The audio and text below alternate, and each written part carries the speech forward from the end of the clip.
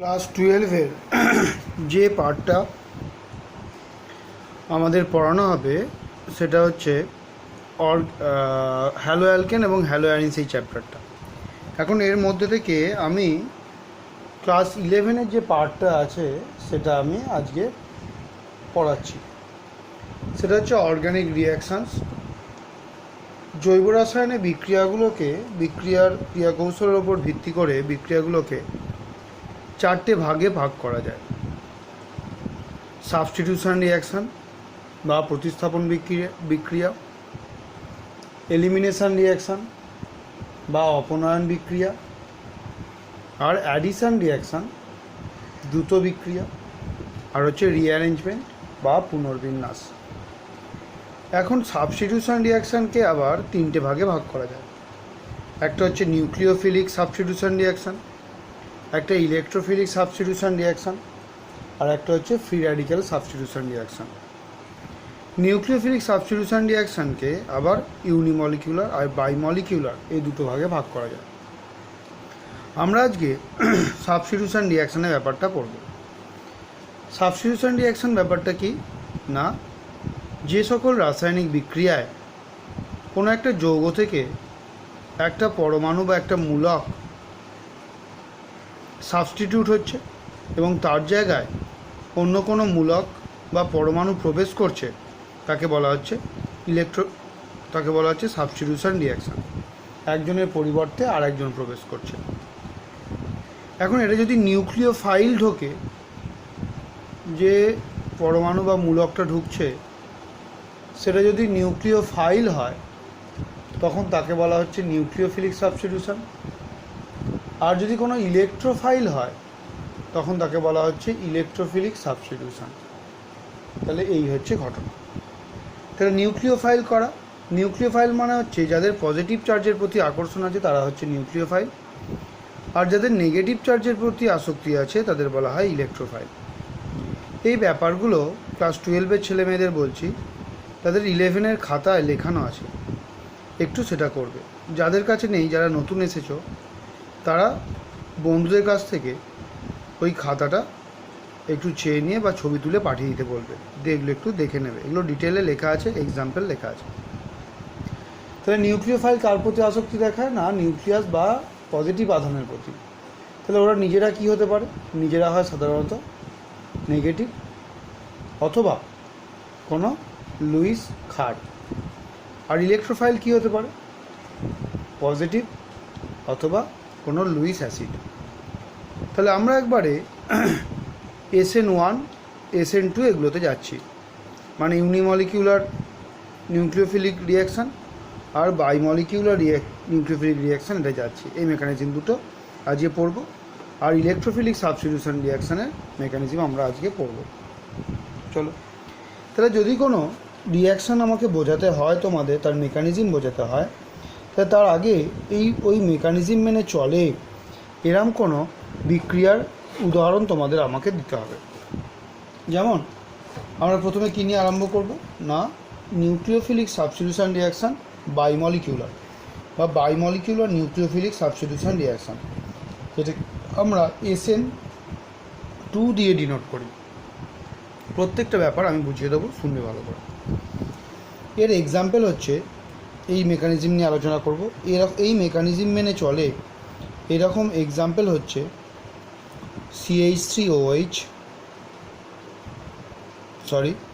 CH3Br। এখানে ব্রোমিন না দিয়ে ক্লোরিনও দিতে পারে, আয়োডিনও দিতে পারে। তাতে আমরা দিচ্ছি অ্যাকোয়াস KOH, জলীয় KOH দিচ্ছি, জলীয় KOH তৈরি হচ্ছে, CH3OH তৈরি হচ্ছে। এইটা হচ্ছে বিক্রিয়াটা। এই বিক্রিয়াটা হচ্ছে SN2 মেকানিজম মেনে চলে। এখন এর মেকানিজমে যাচ্ছি।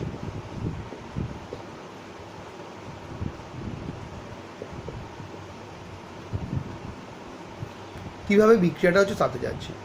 দেখো, এই যে CH3Br আমি করেছি, এখানে কার্বনে যে 4টে হাইড্রোজেন আছে আর ব্রোমিন আছে, তারা ত্রিমাত্রিক তলে বিন্যস্ত থাকে।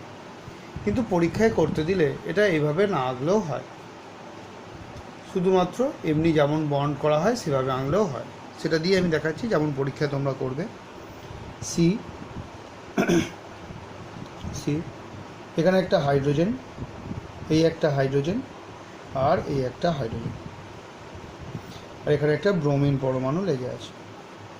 এখন এতে দেওয়া হয়েছে কি না KOH, জলীয় KOH। জলীয় দ্রবণে KOH বিয়োজিত হয়ে K+ আর OH- আয়ন তৈরি করে। তাহলে এখানে নিউক্লিওফাইল কোনটা? OH-। কেন? ও নিজে দেখো নেগেটিভলি চার্জ আছে, তাহলে ও চাইবে কোনো পজিটিভ চার্জযুক্ত জায়গায় গিয়ে অ্যাটাচ হতে। তাহলে এই অণুটার মধ্যে কোথায় পজিটিভ চার্জ জেনারেশন করেছে? ভালো করে লক্ষ্য করলে দেখতে পাবে ব্রোমিন আর কার্বনের মধ্যে ব্রোমিন হ্যালোজেন মৌল হয়, ওর তড়িৎ-ঋণাত্মকতা বেশি হয়, যার কারণে ব্রোমিন এই ইলেকট্রনকে, বন্ধনস্থিত ইলেকট্রনকে নিজের দিকে টেনে নেয়। এর ফলে এর মাথায় ডেল মাইনাস চার্জ জেনারেট করে, আর এই কার্বনের মাথায় ডেল পজিটিভ চার্জ জেনারেট করে। এখন যে OH- আছে, এই OH- যদি কার্বনে অ্যাটাক করতে যায়, তাহলে ওর এদিক দিয়ে ঢুকতে গেলে একটা বাধার সম্মুখীন হবে। কোথায় কী বাধা? না, এই ব্রোমিনও নেগেটিভ চার্জ, এই নেগেটিভ চার্জকে বিকর্ষণ করবে। তাহলে OH এমন একটা জায়গা দিয়ে ঢুকবে যেখানে ব্রোমিন ঘটিত বাধাটা কম হয়। সেটা কি? ব্রোমিনের জাস্ট অপোজিট দিক থেকে OH-। এ গিয়ে এই দিক থেকে গিয়ে কার্বনকে অ্যাটাক করবে, তখন কার্বন তার এই বন্ধনটা খুলে দেবে, ব্রোমিন বেরিয়ে যাবে। তাহলে এখানে bromine as a living group, bromine as a living group এ কাজ করছে। কেমন? অ্যাজ এ লিভিং গ্রুপ কাজ করছে। আর ওই যেটা ঢুকছে সেটা ব্রোমিনের ঠিক উল্টো দিক দিয়ে ঢুকছে, তাই OH কর্তৃক C+ ওপর যে অ্যাটাকটা, সেটাকে বলা হয় ব্যাক সাইড অ্যাটাক। তাহলে আর একটা টার্ম বললাম, ব্যাক সাইড অ্যাটাক। এই অ্যাটাকটা হচ্ছে কেমন? এর ফলে ঘটনাটা কি করছে দেখো, এই কার্বন, এই হাইড্রোজেন, কার্বন, এখানে ধরো হাইড্রোজেন, এই একটা হাইড্রোজেন, এই একটা হাইড্রোজেন, আর এখানে ধরো ব্রোমিনের বন্ডটা কী হচ্ছে না, ভাঙতে আরম্ভ করছে, আর এখানে OH-এর বন্ডটা তৈরি হতে আরম্ভ করছে। কেমন? তাহলে এই যে ঘটনাটা, এটাকে আমরা একসঙ্গে দেখাচ্ছি। যেমন তোমরা পৃষ্ঠতলীয় রসায়নে তোমরা কদিন আগেই পড়লে যে এনজাইম সাবস্ট্রেট কমপ্লেক্স বা ক্যাটালিস্ট সাবস্ট্রেট কমপ্লেক্স, সেরকম এখানে একটা কমপ্লেক্স গঠিত হচ্ছে যেটা কিন্তু অস্থায়ী। তাহলে এটা একটা ইন্টারমিডিয়েট কমপ্লেক্স, অস্থায়ী কমপ্লেক্স গঠিত হলো। কেমন? এখানে এই বন্ডটা ভাঙছে আর এই বন্ডটা গড়ে উঠছে। এটাকে বলা হয় এই বিক্রিয়াটার ট্রানজিশন স্টেট, আর এর ট্রানজিশন স্টেটের সাইন হচ্ছে এই টাইপের। এরপর এই বিক্রিয়াটা খুব দ্রুততার সঙ্গে প্রোডাক্টে কনভার্ট হয়। প্রোডাক্টে তাহলে কী করবে না, সিঙ্গেল বন্ড H, এদিকে একটা হাইড্রোজেন, এই একটা হাইড্রোজেন, এদিকে একটা OH হলো, এই হাইড্রোজেন হলো, আর তার সঙ্গে কী তৈরি করবে দেখো, Br- ছাড়বে, আর দ্রবণে কে আছে? K+। তাই দুজনে মিলে KBr গঠন করবে, K+ আর Br- মিলে KBr গঠন করবে। তাহলে এই হচ্ছে আমাদের SN2 বিক্রিয়ার ক্রিয়া কৌশল। এবার এর সঙ্গে আরও দুটো টার্ম পড়তে হবে। কীরকম ব্যাপারটা? ধরো কোনো একটা রাসায়নিক বিক্রিয়া অনেকগুলো ধাপে সংগঠিত হচ্ছে, যেমন এই বিক্রিয়াটাই দুটো ধাপে সংগঠিত হয়েছে। সেই ধাপগুলোর মধ্যে যেটা স্লোয়েস্ট ধাপ, যেটা সবথেকে ধীরে হচ্ছে, সেই ধাপটা ওই বিক্রিয়াটার রেট ডিটারমাইনিং স্টেপ বা বিক্রিয়ার হার নির্ণায়ক ধাপ।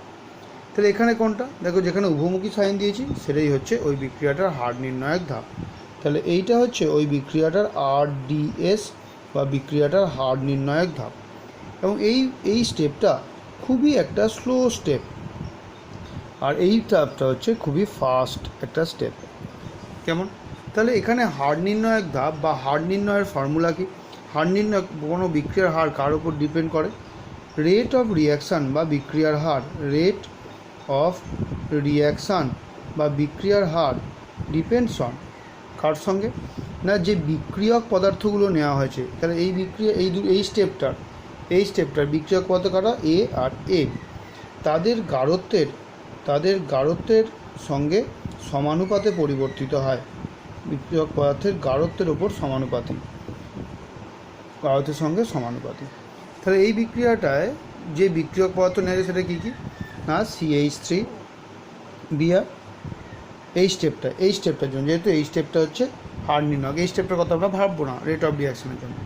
তাহলে এখানে কটা বিক্রিয়ক পদার্থ নেওয়া হয়েছে বা তাদের গাঢ়ত্বের মাথায় কী আছে, 1 করে আছে। তাহলে দুটো যোগ করলে কত হয়, বা দুটো পদার্থ দুটো যোগ করলে কত হয় না 2। ওই জন্য এটাকে বলা হচ্ছে বাইমলিকিউলার, দুটো বিক্রিয়ক পদার্থ আছে বলে। কেমন? তাহলে আরেকটা কথা হলো আমার তাহলে কি না বাইমলিকিউলার। তাহলে এখান থেকে আমরা পেলাম বাইমলিকিউলার কথাটা বুঝতে পারলাম। এবার কেন সাবস্টিটিউশন বলছে, দেখো এখানে OH ঢুকছে, ব্রোমিন বেরিয়ে যাচ্ছে, তাই একে সাবস্টিটিউশন বলছে। ক্লিয়ার?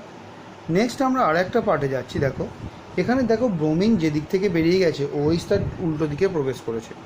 দেখো এই গঠনটা আর এই গঠনটার মধ্যে ডিফারেন্সটা কীটা না, যেটা এর মূলক, মানে প্রথমটা হচ্ছে CH3Br আর দ্বিতীয়টা হচ্ছে CH3OH এর যৌগের মূলক, প্রথমটার ব্রোমিন Br মাইনাস আর দ্বিতীয়টার OH মাইনাস। তাহলে দুটো বিপরীত দিকে অবস্থান করছে, তাহলে গঠনটা জাস্ট রিভার্স একটার সঙ্গে অপরটা। তাই এটাকে বলা হয় ইনভার্সান অফ কনফিগারেশন। তাহলে আমাদের SN2 বিক্রিয়ায় ইনভার্সান অফ কনফিগারেশন ঘটে, যা গঠন ছিল তার গঠনটা উল্টো হয়ে যায়।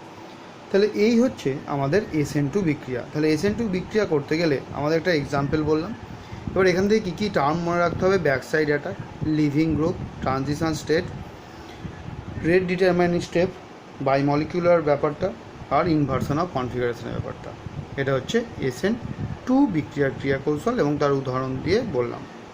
সেটা হচ্ছে SN1 বিক্রিয়ার ক্রিয়াকৌশল, মানে SN1 মেকানিজম মেনে চলে এরকম বিক্রিয়ার ক্রিয়াকৌশলে আমরা দেখব। তাহলে SN1 এর ক্রিয়াকৌশলে এক্সাম্পল কি না CH3 তার হোল 3 CBr। এটা যদি আমরা অ্যাকোয়াস KOH দিই তাহলে প্রোডাক্ট হয় CH3 তার হোল 3 COH, এই হচ্ছে প্রোডাক্ট। এখন এখানে এর ক্রিয়াকৌশলটা আমরা যাই, মেকানিজমে যাই।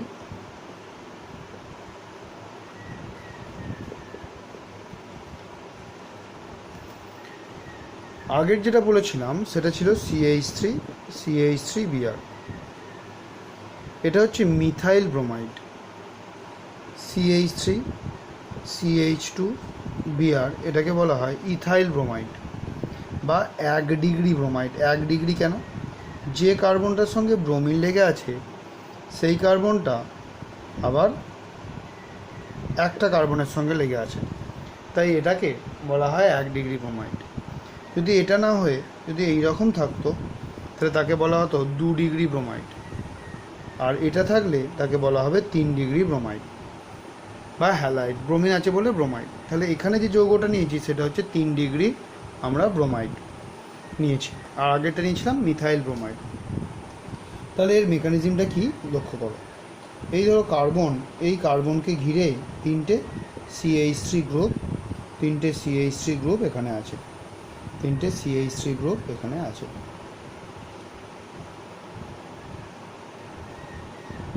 আর এখানে হচ্ছে ব্রোমিন। এখন এই CH3 গ্রুপগুলো আকারে বড় হওয়ায় এদেরকে বলা হয় বাল্কি গ্রুপ। এখন SN2 মেকানিজমের মতন যদি OH মাইনাস আয়ন এখান দিয়ে ঢুকতে যায়, কার্বনকে অ্যাটাক করতে যায়, এখানেও ডেল প্লাস চার্জ হবে, ডেল মাইনাস হবে। যদি অ্যাটাক করতে যায় তাহলে কিন্তু এই CH3 গ্রুপগুলোর আকার বড় হওয়ার জন্য স্থানাভাবজনিত পীড়া বা স্টেরিক হিন্ড্রেন্সের ঘটনা ঘটবে, যার কারণে OH এখানে ব্যাক সাইড অ্যাটাক ঘটাতে পারে না। তাহলে SN2তে যেমন ব্যাক সাইড অ্যাটাক হচ্ছিল, তেমন SN1-এ কিন্তু ব্যাক সাইড অ্যাটাক ঘটবে না। তার জায়গায় কি হয়, এই CH3 গ্রুপগুলোর কি আছে না প্লাস আই এফেক্ট আছে। কি এফেক্ট না প্লাস আই, ইন্ডাকটিভ এফেক্ট, যার কারণে CH3 গ্রুপগুলো বন্ধনস্থিত ইলেকট্রনকে কার্বন পরমাণু মানে যার মাথায় প্লাস চার্জ আছে তার দিকে ঠেলে দেয়। কার্বন তখন কি করে, এই কার্বনটা বন্ধনের ইলেকট্রন জোড়কে ব্রোমিনকে বলে তুমি নিয়ে বেরিয়ে যাও। তাহলে তার ফলে কি তৈরি হয়, কার্বোক্যাটায়ন জেনারেট করে। এই যে কার্বন, এই CH3, এই CH3 আর এই CH3, এখানে পজিটিভ চার্জ, এটাকে বলা হয় কার্বোক্যাটায়ন। এটা হচ্ছে 3 ডিগ্রি কার্বোক্যাটায়ন। যদি এরম ঘটনা ঘটতো তখন তাকে এটাকে হলে এই যোগটা থাকলে তখন তাকে বলা হয় 2 ডিগ্রি কার্বোক্যাটায়ন। আর যদি এটা হয় তখন তাকে বলা হয় 1 ডিগ্রি কার্বোক্যাটায়ন।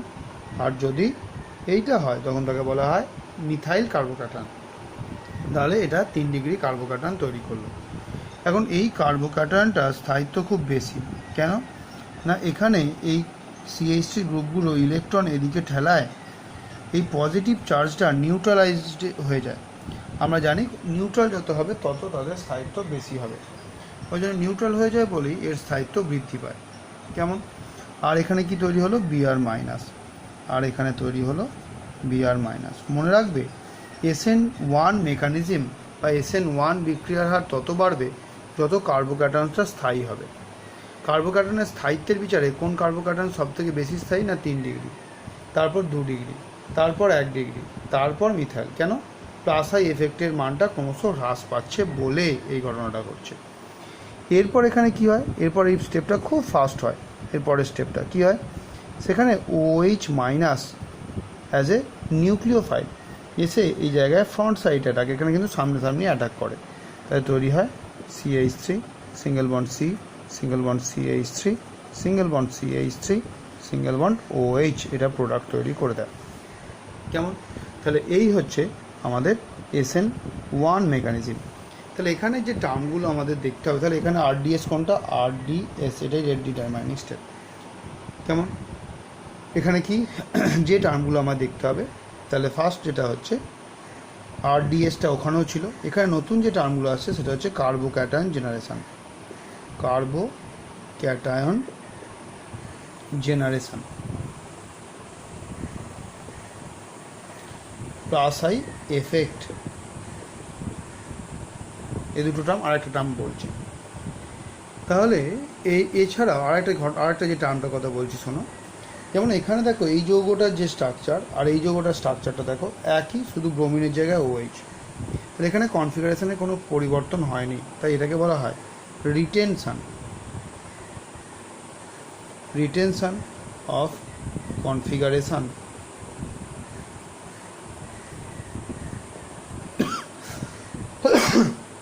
এই হচ্ছে এই নতুন 3টে টার্ম। এবার আগেরটা যেমন তোমাদের দেখালাম যে আগেরটা কেন বাইমলিকিউলার, তেমন এটা কেন ইউনিমলিকিউলার দেখাই। তাহলে এখানে রেট অফ রিয়াকশান সেটা প্রপোর্শনাল টু কে না, কনসেন্ট্রেশন অফ CH3 তার হোল 3 CBr, এটা। তাহলে এখানে একটা অণুর কনসেন্ট্রেশনের উপর ডিপেন্ড করছে, তাই এটা হচ্ছে ইউনিমলিকিউলার, তাই এটা হচ্ছে ইউনিমলিকিউলার। কেমন, তাহলে এই হচ্ছে SN1 এর মেকানিজম। তাহলে SN2 আর SN1। এবার আমরা যাব তুলনামূলক আলোচনায়। দেখো SN1 এবং SN2 যদি আমরা হ্যালাইডগুলো দিয়ে বিচার করি, তাহলে CH3 Br, তারপর হচ্ছে কি না CH3 CH2 Br, তারপর হচ্ছে CH3 এর হোল 2 CHBr, তারপর হচ্ছে CH3 এর হোল 3 CBr। এই যে 4টে যৌগ আছে, এই 4টে যৌগের যদি আমরা SN1 এবং SN2 এর হারকে বিচার করি, তাহলে এই রেটটা আমরা কী পাবো, এই যে রেটটা পাবো এর সব থেকে বেশি, তারপরে এটা সব ক্রমশ কমছে, এটা হচ্ছে SN2 বিক্রিয়া। SN2 যদি হয় তাহলে দেখো এখানে ব্যাক সাইডে এটা কম হবে, কারণ 3টে বাল্কি গ্রুপ আছে, আর এখানে সব থেকে ব্যাক সাইড অ্যাটাক বেশি হবে, কারণ এখানে কোনো বাল্কি গ্রুপ নেই। এখানে একটা বাল্কি গ্রুপ, এখানে 2টো বাল্কি গ্রুপ। তাহলে যত আমরা বাম দিক থেকে ডান দিকে যাব তত কী হবে না, SN2 বিক্রিয়ার হার ক্রমশ কমবে। এবার যদি আমরা SN1 কথা ভাবি, তাহলে SN1 ক্ষেত্রে কি হচ্ছে না, দেখো কার্বোক্যাটানের স্টেবিলিটি কার সব থেকে বেশি 3 ডিগ্রি, তারপর 2 ডিগ্রি, তারপরে 1 ডিগ্রি, তারপরে মিথাইল। তাহলে কার্বোক্যাটানের স্থায়িত্বের বিচারে SN1 বিক্রিয়ার হার হবে এটা, এর সব থেকে বেশি, তারপরে এর, তারপরে এর, তারপরে এর। কেমন? এই হচ্ছে SN1 বিক্রিয়ার হার, আর উপরটা হচ্ছে SN2 বিক্রিয়ার হার। তাহলে এটা হচ্ছে মিথাইল কার্বোক্যাটান, মিথাইল ব্রোমাইড, মিথাইল, তারপরে হচ্ছে এটা 1 ডিগ্রি, তারপরে এটা 2 ডিগ্রি, তারপরে এটা হচ্ছে 3 ডিগ্রি। তাহলে এদের SN2 এবং SN1 বিক্রিয়ার হার হচ্ছে এটা। এছাড়াও আরেকটা পয়েন্ট আছে, সেটা হচ্ছে লিভিং গ্রুপ। এখন ধরো এই যে CH3, এই যে ব্রোমিন করেছি, তার জায়গায় যদি আমি X লিখি, এক্সটা কি না ফ্লুরিন, ক্লোরিন, ব্রোমিন আর আয়োডিন, এই ব্যাপারটা যদি লিখি, তাহলে এদের মধ্যে কে তাড়াতাড়ি এখান থেকে ছেড়ে বেরিয়ে যেতে চাইবে? না আয়োডিন। কেন? এর আকার বড় হওয়ায় এই বন্ডটা অনেক বড় হয় এবং দুর্বল হয়। তাই লিভিং প্রপার্টি অনুসারে আয়োডিন সব থেকে ভালো, তারপর ব্রোমিন, তারপর ক্লোরিন, তারপর ফ্লোরিন। যেমন সেটা SN1 হোক SN2 হোক, দুটো ক্ষেত্রেই সেম হবে। যেমন তার মানে কি CH3I এটা ভালো SN1 বা SN2 দেবে, তারপর দেবে CH3Br, তারপরে দেবে CH3Cl, তারপরে দেবে CH3F। এই হচ্ছে দুটো টাইপ, একটা হচ্ছে হ্যালাইড দিয়ে বলতে হবে, আর একটা হচ্ছে লিভিং গ্রুপ। তাহলে এই একটা পয়েন্ট আর এই একটা পয়েন্ট, এটা মনে রাখতে হবে। এবার আমি কিছু কোশ্চেন দিয়েছি এখান থেকে, সেটা গ্রুপে দিয়ে দেবো, সেগুলো করে নিয়ে আসতে হবে নেক্সট দিন।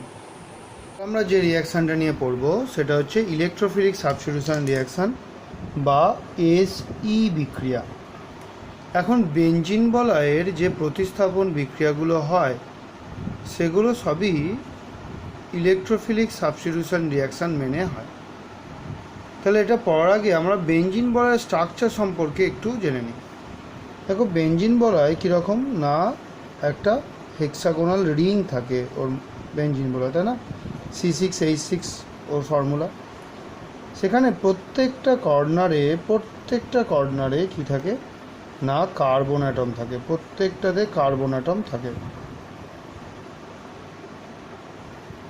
আর প্রত্যেকটা কার্বন অ্যাটমের সঙ্গে একটা করে হাইড্রোজেন পরমাণু, হাইড্রোজেন অ্যাটম এখানে অ্যাটাচ থাকে।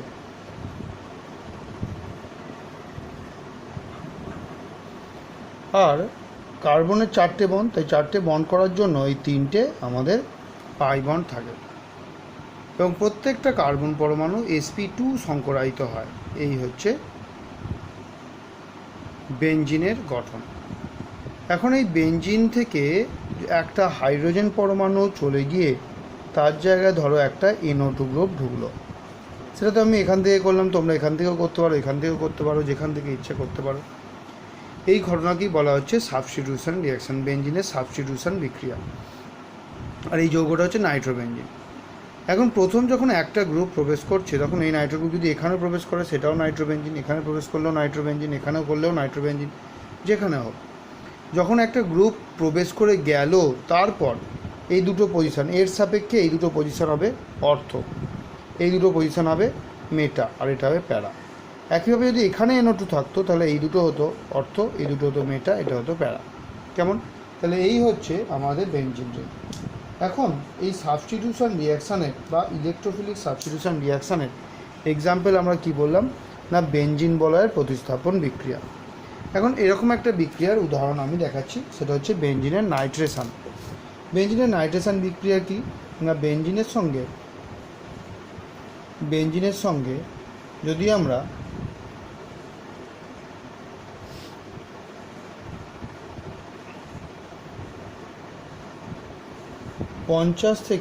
পঞ্চাশ ডিগ্রি থেকে 60 ডিগ্রি সেন্টিগ্রেড উষ্ণতায় কনসেন্ট্রেটেড HNO3 আর কনসেন্ট্রেটেড H2SO4 এর বিক্রিয়া ঘটাই, তাহলে তৈরি হয় নাইট্রোবেঞ্জিন। যদি টেম্পারেচারটা এর বেশি হয়ে যায় তাহলে ডাইনাইট্রোবেঞ্জিন উৎপন্ন হয়, মানে মেটা পজিশনে আবার একটা NO2 যুক্ত হয়। আর যদি 100 ডিগ্রির বেশি হয়ে যায় তখন দুটো মেটা পজিশনে দুটো মানে ট্রাই নাইট্রো বেঞ্জিন উৎপন্ন হয়। এটা হচ্ছে এক্সাম্পল। এবার ক্রিয়া কৌশলে যাচ্ছি। তাহলে মেকানিজম, এই বিক্রিয়াটা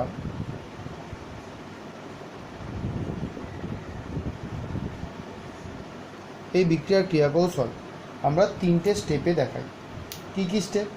ফার্স্ট হচ্ছে জেনারেশন অফ ইলেকট্রোফাইল জেনারেশনের ব্যাপারটা কি না, এখানে তাহলে ইলেকট্রোফাইল কোনটা, যেটা অ্যাটাচ হয়েছে, দেখো NO2। ইলেকট্রোফাইল মানে কি বলছিলাম, সেটা পজিটিভ চার্জ হবে। তাহলে NO2 প্লাস, এখানে হচ্ছে ইলেকট্রোফাইল। তাহলে এটা কীভাবে জেনারেট করে না, HNO3 সঙ্গে HNO3 এর সঙ্গে যদি H2S ওপর গাঢ় H2S ওপর গাঢ় HNO3 বিক্রিয়া ঘটে, তাহলে তৈরি হয় NO2 প্লাস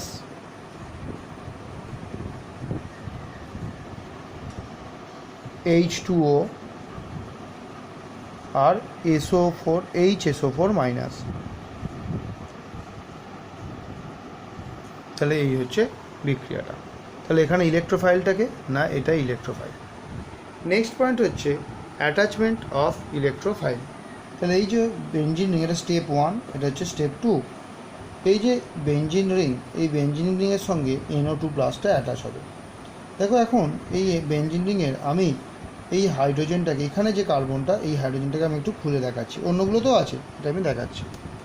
এবার এর কাছাকাছি NO2 প্লাস আসার সঙ্গে সঙ্গে কি হয় না, এই যে পাই বন্ধনের ইলেকট্রন দিয়ে এর সঙ্গে বন্ধন গঠনে যায়, কারণ পাই বন্ধনের ইলেকট্রনটা লুজলি বাউন্ড থাকে।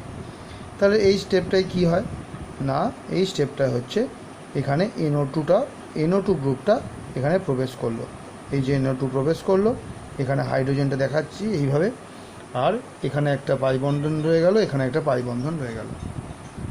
এখন এইখানে যে পাই বন্ধনটা ছিল, তার মধ্যে এই কার্বনটা একটা ইলেকট্রন দিয়েছিল, এই কার্বনটা একটা ইলেকট্রন দিয়েছিল। তাহলে এই দুটো ইলেকট্রন, এই যে বন্ধন গঠনে, পাই বন্ধন গঠনের জন্য যে দুটো ইলেকট্রন, সেটা দুটো কার্বন মিলে দিয়েছিল। তার জায়গায় কি হচ্ছে না, এই দুটো ইলেকট্রনই এই কার্বনটা ব্যবহার করে নিচ্ছে। তাহলে এই কার্বন ইলেকট্রন ঘনত্ব কমে যাচ্ছে, যার কারণে এর মাথায় পজিটিভ চার্জ জেনারেট করে এই কার্বনটা। এবার যারা পারবে না রেজোনেন্স রাখতে, তারা এই স্টেপটা গিয়ে থার্ড স্টেপে যাবে। যারা পারবে রেজোনেন্স, যাদের কনফিডেন্স আছে, তারা পরের স্টেপে যাবে, এখানে রেজোনেন্স হবে। এটা এখানে গেল, দিয়ে কি হলো না, এখানে ডবল বন্ড পড়লো, এখানে NO2 যা আছে রইল, এখানে H যা আছে রইল, আর এখানে পজিটিভ চার্জ জেনারেট করলো, এটা যা আছে রইল। এরপরে রেজোনেটিং স্ট্রাকচার এটা এখানে যাবে, এটাকে বলা হয় delocalisation of charge and pi electrons, এটাই হচ্ছে রেজোনেন্স। তাহলে এই হচ্ছে NO2, এই হচ্ছে হাইড্রোজেন, আর এই প্লাস এই। তাহলে এইটা হচ্ছে এর রেজোনেটিং স্ট্রাকচার হলো এদের। যারা পারবে না তারা শুধু এটা আঁকবে। এবার এটাকে যদি আমরা রেজোনেন্স হাইব্রিডটা দেখাই, তাহলে সেটা কীরকম,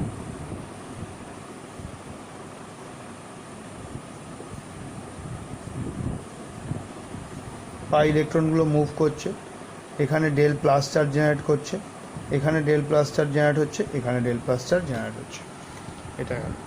এবার থার্ড স্টেপটা কী হচ্ছে আমাদের, দেখো থার্ড স্টেপটা, তাহলে এখন এটা আমরা কি দেখলাম, ইলেকট্রোফাইল জেনারেশন। এবার সাবস্টিটিউশনটা দেখাতে হবে। তাহলে সাবস্টিটিউশনটাই কী ঘটে দেখো, সাবস্টিটিউশন কী হবে, এই NO2টা যে জায়গাটায় প্রবেশ করেছে সেখান থেকে হাইড্রোজেনটা বেরোবে। আবার দেখো এই বিক্রিয়াটা H2SO4 অ্যাজ এ ক্যাটালিস্ট মানে অনুঘটক, কিন্তু সে হয়ে গেছে কি এইটা, তাহলে ওকে আবার H2SO4 ফেরত দিতে হবে। তাই এই পরের স্টেপটা দেখো মিল পেয়ে যাবে। আমরা এটাকে নিয়ে স্টার্ট করব। এই প্লাস আছে, এই NO2 আছে, এই H প্লাস আছে। এবার এখানে আমরা কি, আমাদের বিক্রিয়ার মাধ্যমে কি আছে, HSO4 মাইনাস, এই মাইনাস দিয়ে H প্লাস না সরি, এই মাইনাস দিয়ে Hকে অ্যাটাক করলো, এ তখন এই বন্ডটা এখানে ফেলে দিল। তাহলে পরের স্টেপটাই কী হলো দেখো, এখানে NO2টা থেকে গেল, এখানে ডবল বন্ড আর H2SO4 আবার তার একে অবস্থায় ফিরে গেল। তাহলে এই হচ্ছে এর মেকানিজম। এখন এটা আমি বললাম বেঞ্জিন বলে নাইট্রেশনে, যদি বেঞ্জিন বলে ক্লোরিনেশন দিত, তাহলে শুধু এই স্টেপটা আলাদা হতো, ক্লাস 11-এর বইয়ে পেয়ে যাবে, বা আমার যেগুলো লিখিয়েছিলাম সেখানে পেয়ে যাবে। তাহলে এইটা স্টেপটা শুধু আলাদা হতো, সেখানে NO2 এর জায়গায় তৈরি হতো Cl প্লাস ক্লোরিনেশানে, তাহলে এই জায়গায় শুধু থাকতো Cl প্লাস, বাকি যা আছে সেম হতো।